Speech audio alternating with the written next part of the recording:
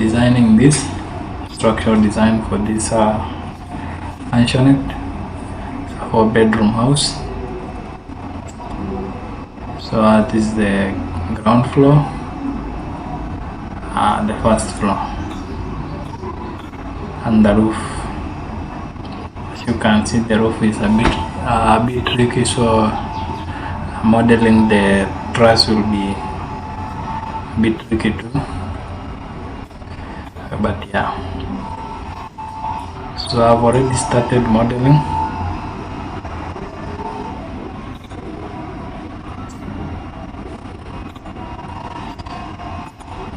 So here's the structure coming up. I've modeled the bases and the strip footing, the foundation wallings, the stairs, all columns, first floor beams, the suspended slab.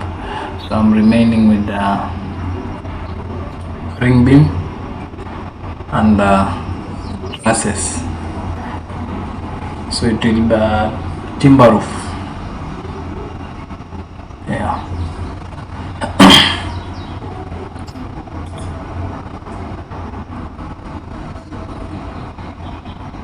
I have also detailed the foundation, the column layout,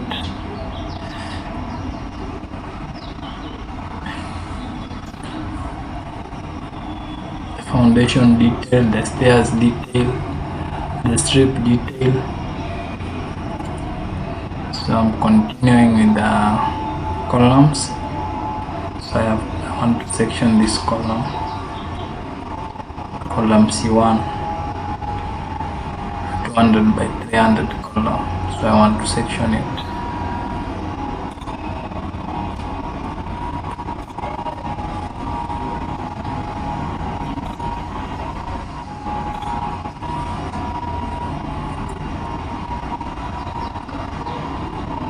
So I can't section it horizontally,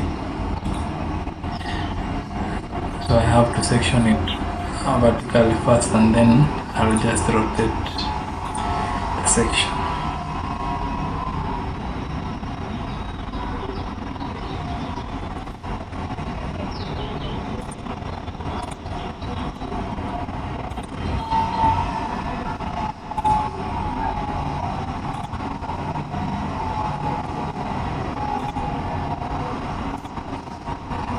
Then I'll drag it to where I want.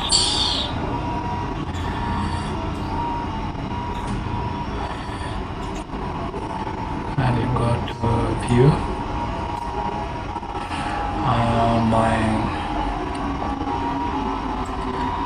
I'm using scale 1 to 20.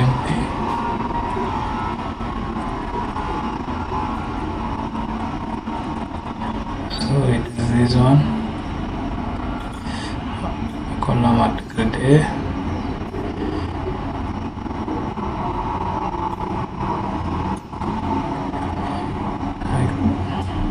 So I'm just cropping it.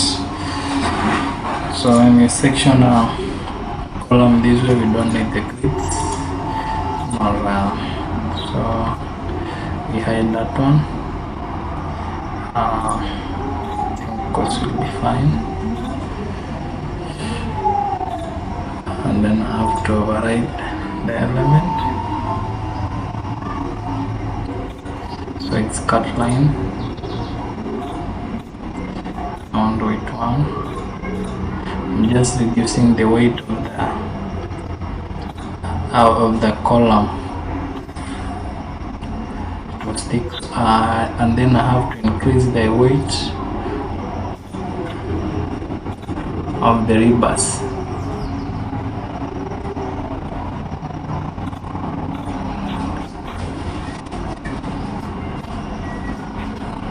This is just for visibility. So projection lines, I use weight to change color to black. For the cut lines, I'll use 3, they are the main rebars. black. So it seems I did not select this one. This is cut line, varied by elements.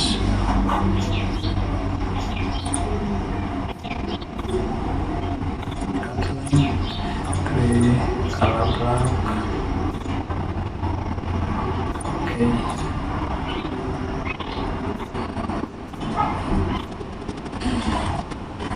This height. So then I'll annotate first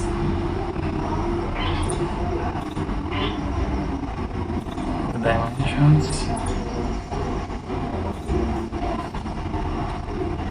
and then I'll have to tag by category the rebars.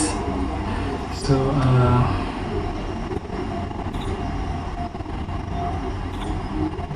I have already modified the rebar tag that I'm using, so I'll just select it there. Okay, next I'll tag the main bus. So the best way is just I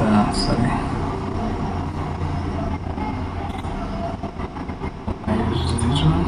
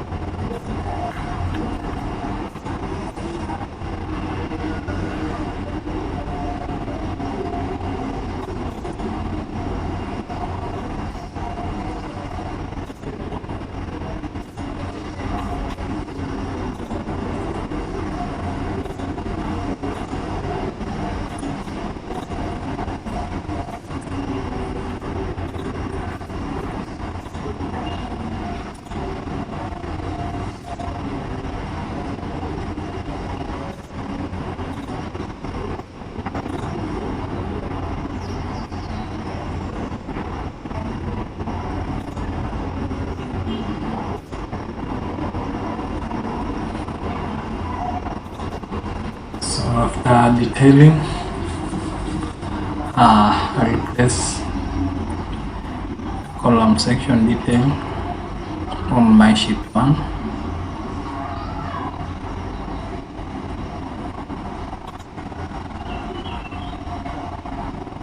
I'm only sectioning once because the column size and the rebars are the same, so there's no need.